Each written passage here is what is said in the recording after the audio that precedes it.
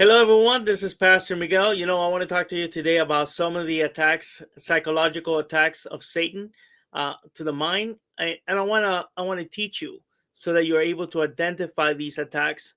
Because oftentimes, by the time that the family member or the person comes to us for ministry to get help, it's almost to the point that's almost irreversible because the attack has been so severe, and people often confuse them with mental illness.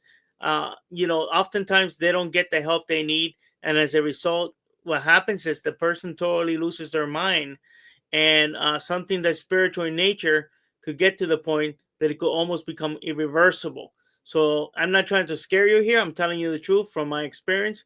I had people call me recently, and I got to the home, and the person who was demonized wouldn't even see me. All right, because obviously they know they're going to get deliverance, and so the demon didn't allow the person to come see me. And this is a pattern of people that unfortunately fail to seek deliverance in due time, and as a result, the family member is going to be like this into a miracle happens, until God delivers a person. And so I need to show you how to and teach you how to identify these things. So if you yourself are going through any of these things, or you have a family member or a friend that is going through any of these things, you need to have get them help, get them spiritual help, get them through deliverance. And obviously you want to have them assessed by a medical doctor to make sure it's not a mental illness. But usually spiritual things don't medications don't work for it. So I'm not telling you, some people say, oh, he's telling me to stop taking my medication. That's not what I'm telling you. I'm telling you that when the issue is spiritual, medications don't work. Okay. So I'm going to tell you something. You need to identify these things within yourself and within your family members and make sure this doesn't happen, because this is horrible. Okay. The worst thing that could happen is for the deliverance minister to expect somebody to come in to their office, or for them to go to a home or someone and to find somebody who they can't really help, right? Because that person doesn't want to receive help, and because the demon has beaten them to the point that they really can't do anything anymore. Okay, they're not willing to fight. They've been destroyed spiritually and mentally. Okay, so the first sign. Oops, sorry about that. The first sign. And let me shut this off. The first sign that we see with people that are demonically attacked psychologically is that we see that they develop a pattern of thoughts, right? They can't really control the thoughts, and the thoughts are what we call obsessive thoughts. And these are thoughts of discouragement, despair, hopelessness. It could be sexual in nature, or even thoughts of murder and death and things like that. And you know shut this off. Those thoughts could be nonstop. You can't even sleep at time, because these thoughts are just popping into your mind, and you're asking yourself, how can I stop these thoughts, right? And you never think of a deliverance minister. Nobody ever thinks of these things. They just think that these thoughts are normal, and unfortunately, they're not normal. This is the first strategy of Satan. To, as soon as you open the door to the enemy, right? You practice some witchcraft, or you did something that was perverted, or you're doing drugs and things like that. You open the door to the enemy.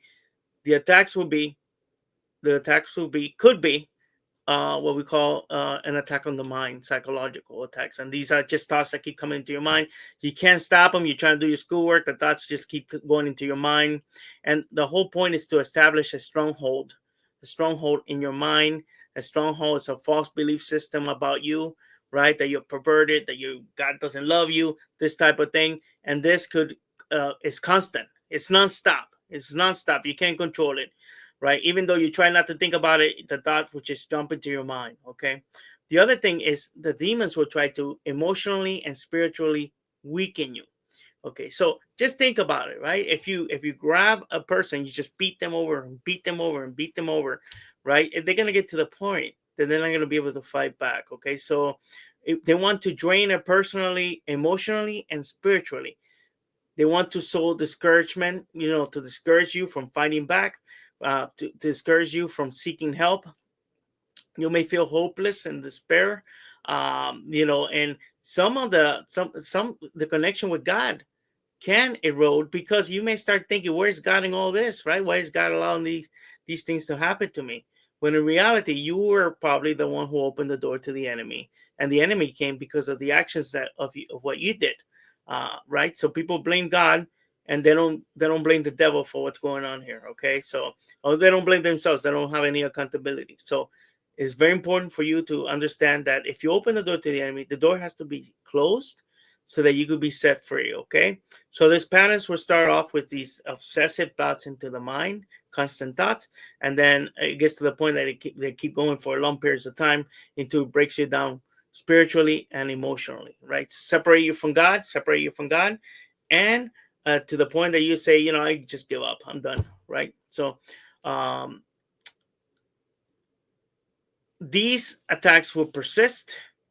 uh, Psychological habits and thoughts, loops of thoughts will continue throughout long periods of time, right? This could mimic mental illness, because you may start hearing voices in your head. You may start these obsession things. You tell somebody, I keep seeing these pictures, and they say, oh, you need to go see a psychiatrist because you have mental illness. And you go to a psychiatrist, and he'll see you, and he'll say, maybe you have schizophrenia, things like that. You're having hallucinations, or you're in psychosis or something like that.